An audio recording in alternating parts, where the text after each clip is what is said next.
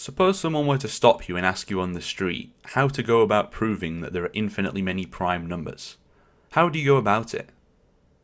Well, to start off, you'd have to give a definition of the prime numbers. So the technical definition would be to let A and P be members of the natural numbers greater than 1, so whole numbers greater than 1. Then P is a prime if A divides P implies A equals 1 or A equals P.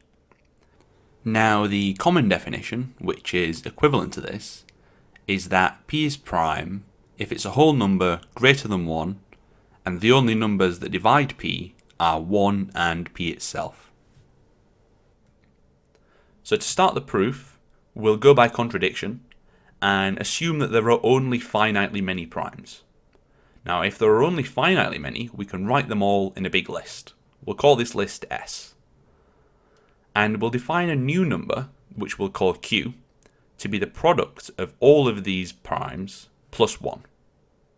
Then either Q is a prime or Q isn't a prime.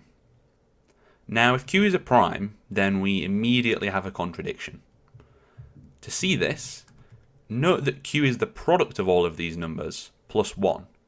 So therefore it's larger than any individual one of these numbers. So therefore it can't be in this list.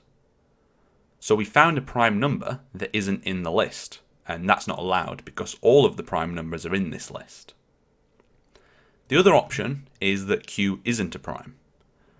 So in that case, by the fundamental theorem of arithmetic, there must exist some prime, which by definition is in our list, that divides Q.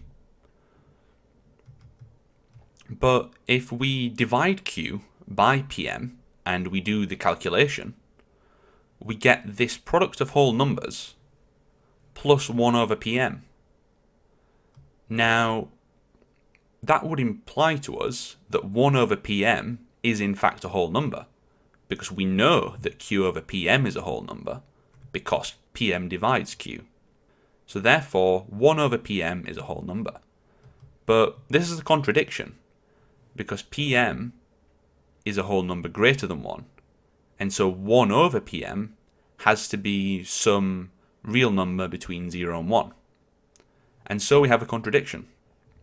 And with that, we've contradicted both of these claims, so therefore our initial assumption must have been wrong. And therefore there are infinitely many primes instead of finitely many.